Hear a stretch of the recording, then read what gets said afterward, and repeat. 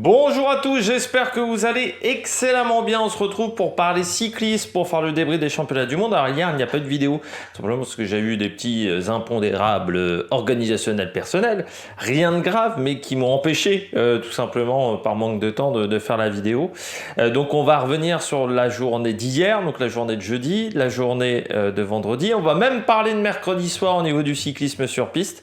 Donc voilà, on va faire un petit récapitulatif de tout ce qui s'est passé du côté de cette journée, du côté du cyclisme. On va commencer par le cyclisme sur route en catégorie handisport, mais avant tout n'hésitez pas à vous abonner à la chaîne, à réagir dans les commentaires, mettre un pouce bleu, à partager la vidéo sur les réseaux sociaux, notamment auprès de vos proches, si vous pensez que ça peut les intéresser. Dans les commentaires, n'hésitez pas à me dire qui vous a plu, qui vous a déçu.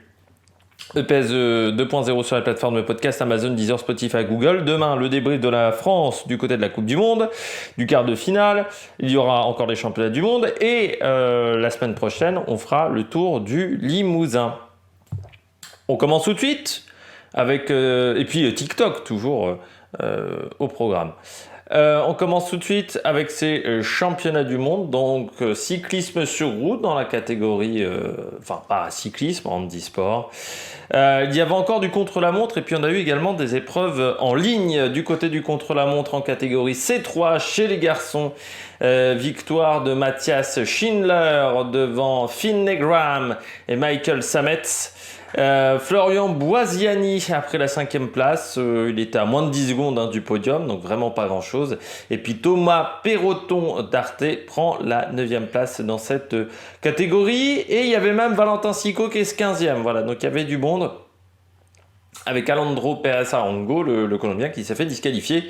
Il y avait également Diederik Schalfaut, le Belge, qui a pris la 19e place dans cette catégorie C3. Il y avait du monde, donc catégorie handicap debout, handicap physique mais debout. On poursuit avec la catégorie C2 et là pas de souci, Alexandre Léoté, champion du monde, en 23 minutes 10 secondes et 91 centièmes, 6 secondes devant son adversaire peut-être numéro 1, Darren X, l'Australien qu'on a vu également sur la piste. Et en 3e, Ed Wood, vraiment le Belge, qui finit à 25 secondes 40. Il y avait également Florian Chapeau, l'autre Français qu'on avait vu également sur la piste, qui prend la 7e place à 1 minute 40 et 64 centièmes. Dans cette catégorie, voilà, où ils étaient aussi, il y avait du monde, pas mal de monde, voilà, sur ces contre-la-montre. En C1, l'Espagnol, la nouvelle pépite du cyclisme espagnol handisport, Ricardo Tenargeles, qu'on avait vu également sur la piste, qui a pris la première place devant Michael Teuber et Aaron Kate, l'Américain, qui prend la 3e place. Là aussi, il y avait du monde. Cyril Berthaud, le Belge, qui prend la 9e place dans cette catégorie, et même un Marocain, Eitam El Amraoui, 12e. Bon, le cyclisme, que ça soit au Maroc, Tunisie, Algérie, en Afrique du Nord, c'est quand même un peu compliqué, que ça soit chez les valides et chez les handisports. C'est vrai que c'est pas la discipline qui intéresse plus la population locale, tout simplement. Donc c'est compliqué de créer des beaux projets dans ces pays. On continue avec en catégorie C3 chez les filles, le titre pour Anna Beck devant Zaomi Wang et Keiko Sugiura, la japonaise. Et il n'y avait pas de française au départ. Chez les filles encore, en catégorie C2, le titre pour Maike Hausberger, l'allemande, devant Florina Riegling et Amelia Kass. Là encore, pas de française. Ah si, Christelle Ribaud, pardon, dans la catégorie C2. Donc on avait vu également, c'était sur le scratch, sur la piste, qui a pris la 12e place à 6 minutes 21. Elle est dans dans le paquet, on va dire, pour la 8e place, parce qu'on voit que la brésilienne est 15 secondes devant, 20 secondes devant, donc vraiment pas grand-chose. On va dire pour le top 10, par contre pour les places devant, il y a un monde entre la 7e et la 8e. Plus de 2 minutes 20 d'écart. On poursuit avec la C1, le titre pour la Britannique Frances Brown devant Wang Wei Qian et Cathy Toft L'autre Britannique, elle n'était que 5 au départ. C'est toujours compliqué dans les catégories des handicaps forts d'avoir du monde parce qu'il y a des pays, notamment je pense à la France tout simplement, où on n'a quasiment jamais de représentants dans les catégories avec des handicaps importants. Donc c'est toujours compliqué et je pense encore plus chez les filles. Bon, de toute façon, le handisport chez les filles est moins développé que chez les garçons. Il y a encore une différence qui est assez importante. En catégorie handicap visuel, il y avait 28 km à parcourir, donc c'était un parcours long. Le titre pour Boss et Tristan Begma. Boss, c'est... j'ai pas son prénom. Non, j'ai pas son prénom. Peut-être là. Non, j'ai pas les prénoms.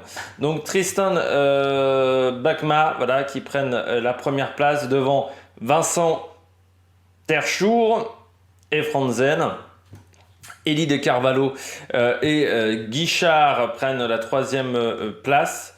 Dans cette course, on voit les intermédiaires, ils ont été réguliers dans leur chrono, les Français. Ils avaient une belle marge sur le quatrième. Et Alexandre Loveras et Louis Pijourlet qui prennent la sixième place, ceux qui viennent de la piste. Parfois c'est un peu plus compliqué. Il y avait du monde là au départ, ils étaient 26 au départ, c'est intéressant. On continue avec la catégorie C5 et le néerlandais Daniel Abraham Gebrou qui a pris la première place, 35 minutes 01 pour parcourir les 28 km 200 du parcours, devant Lauro Chaman et Dorian Foulon. Chaman qu'on avait vu sur la piste, comme Abraham Gebrou qui était en finale face à Dorian Foulon sur la poursuite pour la médaille de bronze. Il avait été battu par Dorian Foulon.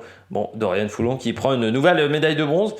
Un peu moins en forme que d'habitude, mais peut-être la préparation pour les Jeux paralympiques de l'année prochaine qui fatigue un petit peu l'organisme du français. Du côté des Belges, Kane de Fighter prend la 10e place et Niels Verscharen 14e. On poursuit avec la catégorie C4, le titre pour Kevin Lecumf, toujours au-dessus, devant le deuxième français Gatien Le Rousseau. Alors j'ai un problème avec le prénom Gatien parce que je pense tout de suite à Not Serious, les tutos de Gatien. Voilà, ça me fait penser à ça. Ce prénom est pourri à jamais que de Not Serious. Donc voilà, Gatien fait maintenant du vélo.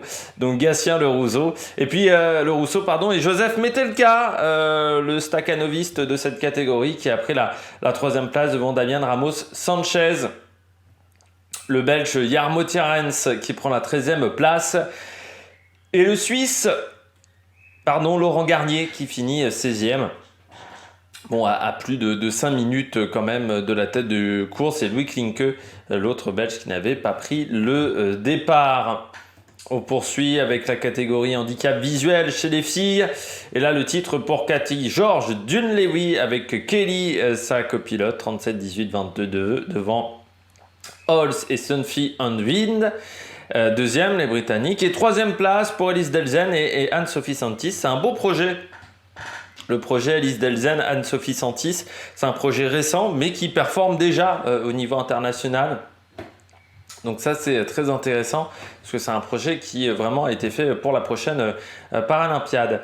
En catégorie C5 chez les filles, le titre pour Sarah Storey devant Alana Forster et Heidi Gauguin, la Française qui a pris sa première médaille sur la route. Belle performance en 1:21:77, elle qui est présente sur la poursuite, sur la piste.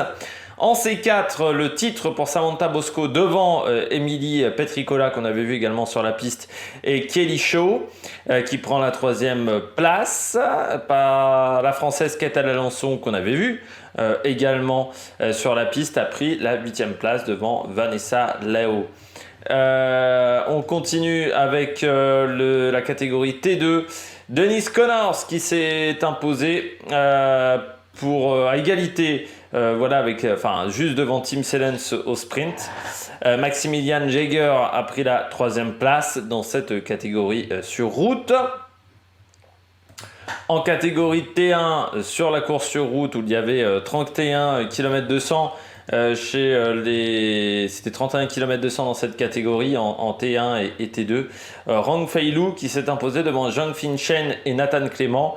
Le contre-la-montre faisait 10 km je crois dans ces catégories-là, donc c'est des courses d'1 heure.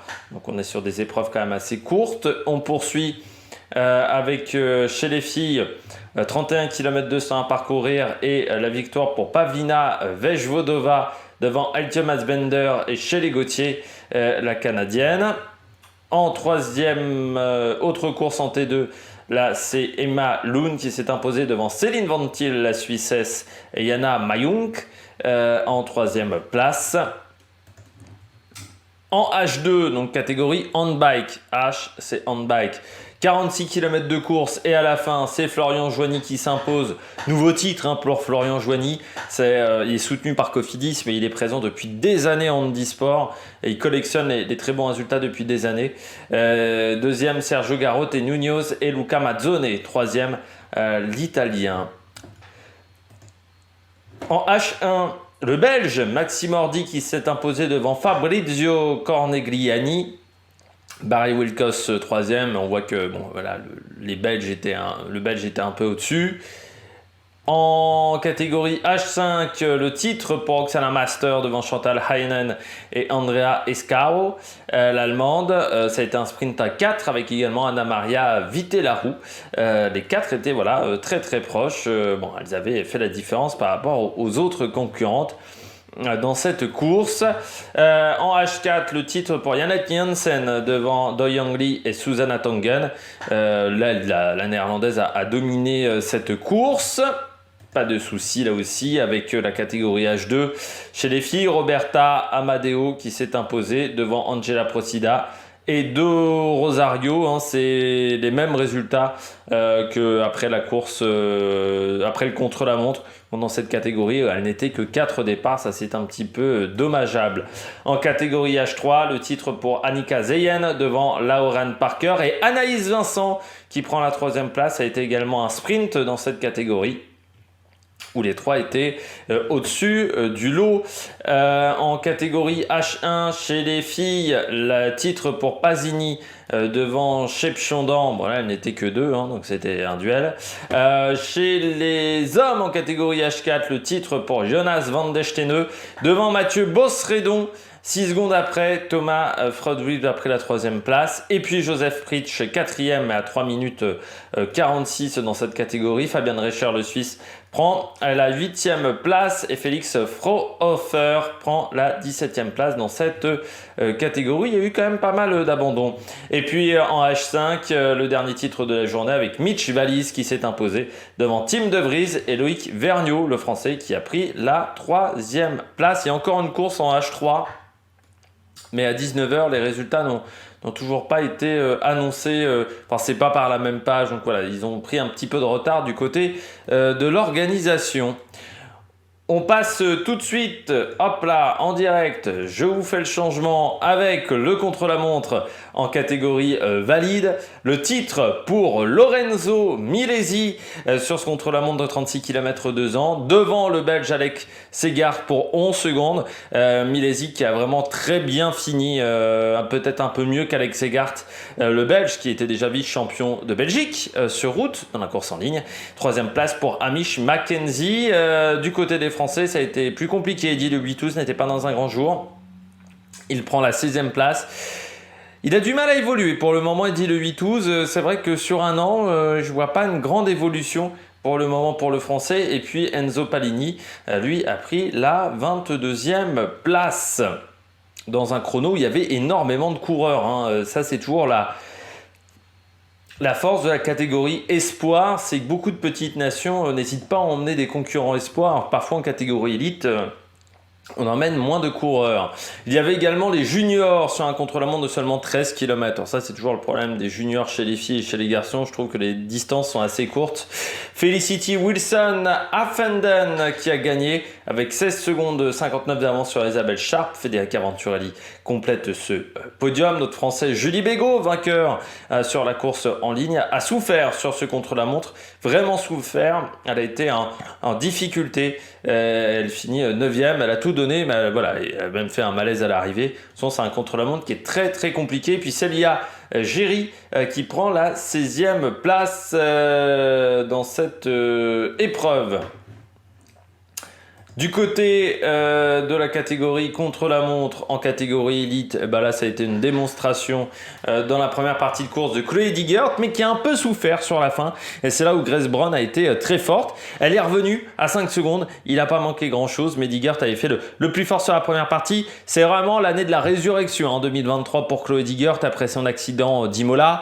On l'avait vu sur la Vuelta, où elle avait été très performante, où elle a vraiment fait du bon boulot autour de Vollering, mais également au sprint. On l'a vu sur la poursuite qu'elle a dominé complètement l'épreuve de poursuite individuelle chez les filles. Et donc voilà, là sur le contre-la-montre, elle a fait vraiment une très belle course devant Grace Brown, Christina Schwenberger, Anna Anderson 4e. Belle performance de Juliette Labous 5e devant Demi Vollering, qui je pense n'avait pas complètement récupéré de son Tour de France. Salniak Sochka 7e, Amber Neben toujours là 8e, Rejane Marcus 9e, Georgina Howe 10. Pour le titre chez les espoirs, c'est Niedermayer qui s'est imposée devant Cédrine Kerbaol, donc vice-championne du monde, et Julie de Vildeux qui a vraiment souffert sur la fin de course. Julie de Vildeux, ça a été très compliqué.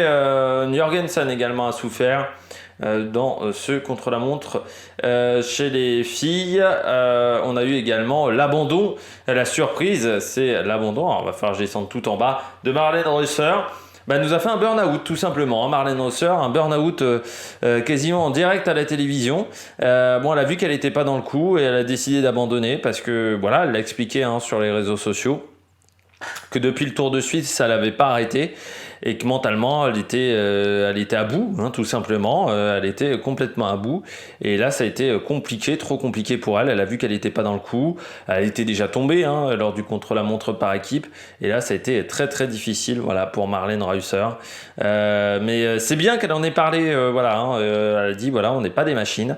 Et là, elle a craqué complètement. Et c'était dur, on la voyait. En plus, les caméras... Alors, sur ces championnats du monde, on a des écrans splittés. Ça, c'est une bonne chose. Par contre, on montre des images, notamment les coureurs complètement à l'agonie après l'arrivée, où là, Marlène Reusser qui était en pleurs, je pense qu'on aurait pu s'en passer de ces images-là.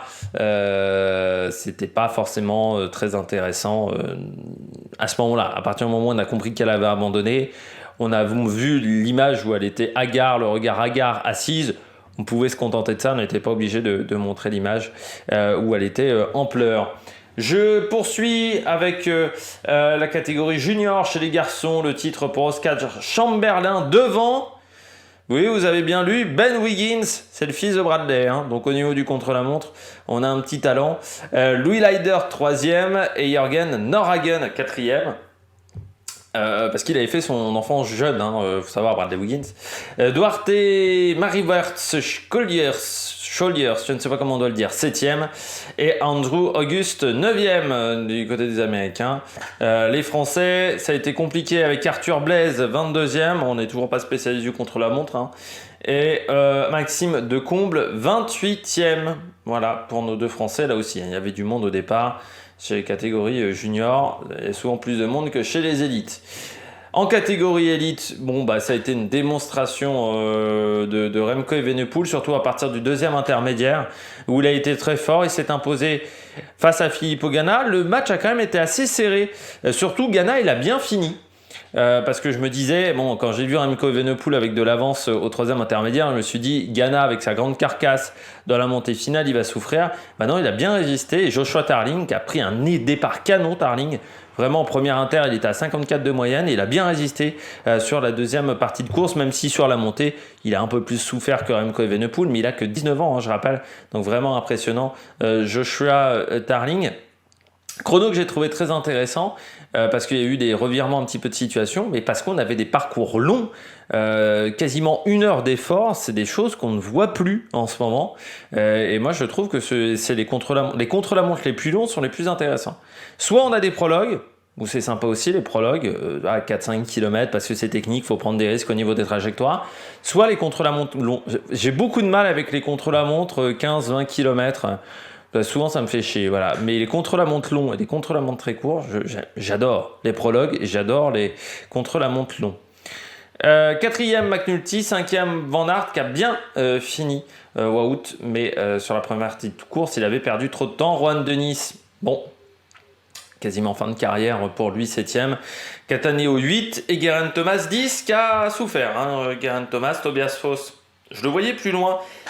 Prend quand même la 11e place, Tobias Foss, mais bon. Pas les mêmes jambes que l'année dernière. C'est pas une année facile. On s'aperçoit que tous les mecs qui se sont un peu révélés l'année dernière ont des saisons compliquées. Je pensais à Fred White, Tobias Foss. Dely, bon, ça se dégoupille un peu mieux là maintenant, mais il a eu une première partie de saison qui était mitigée. Je trouve qu'il y a beaucoup de talents qu'on a découvert l'année dernière qui ont un peu du mal cette année.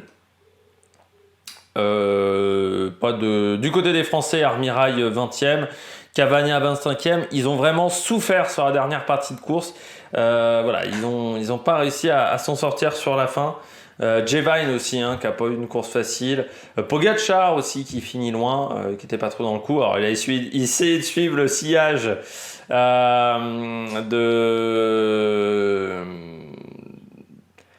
de Ghana, mais il n'a pas tenu très longtemps. On vient de voir également Christopher Rouget-Lagagne qui a pris la 57e place du côté de Madagascar.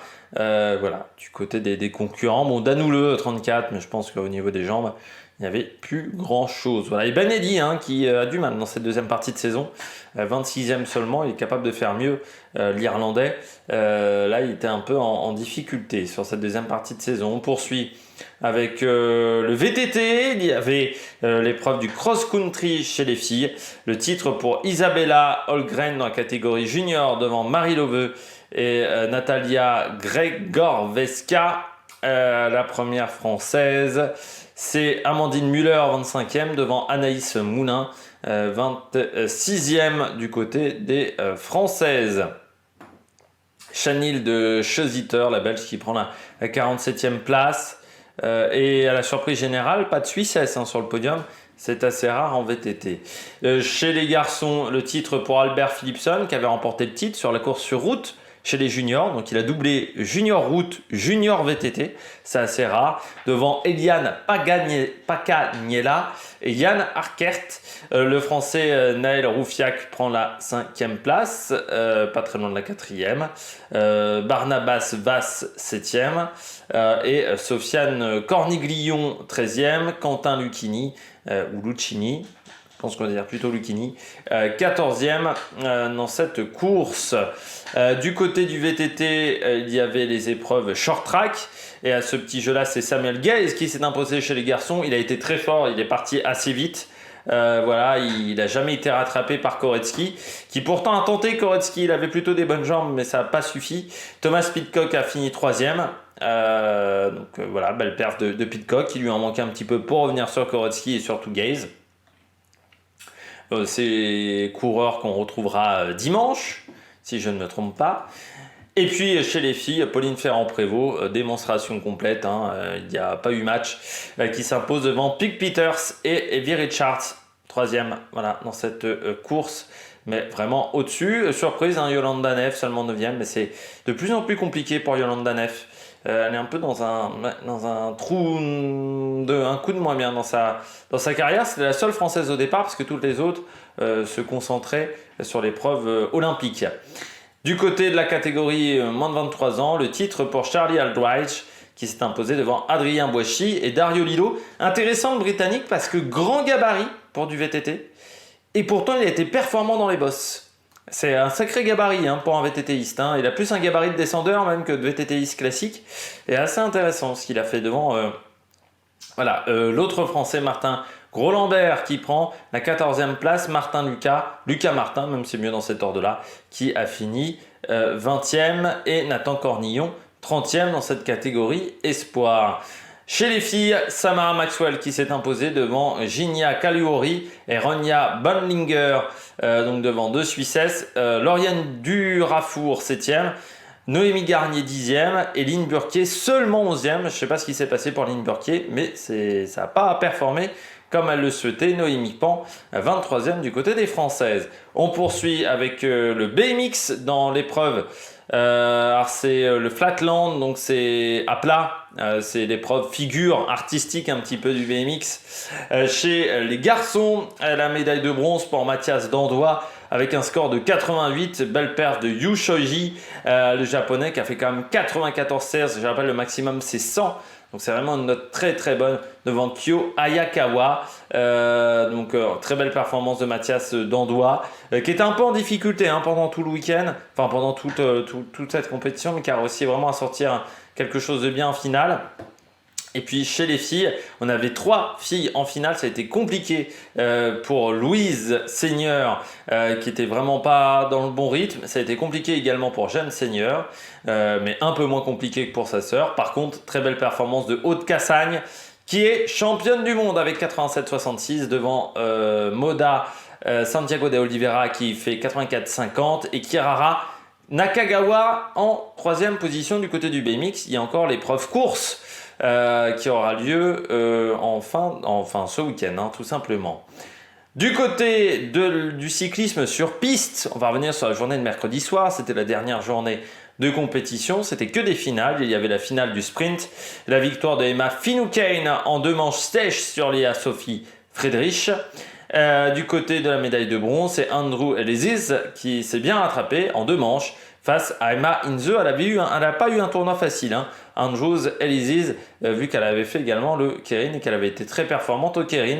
Et Emma Inze, fin de semaine compliquée. Voilà, elle n'a pas eu le niveau de performance qu'elle escomptait.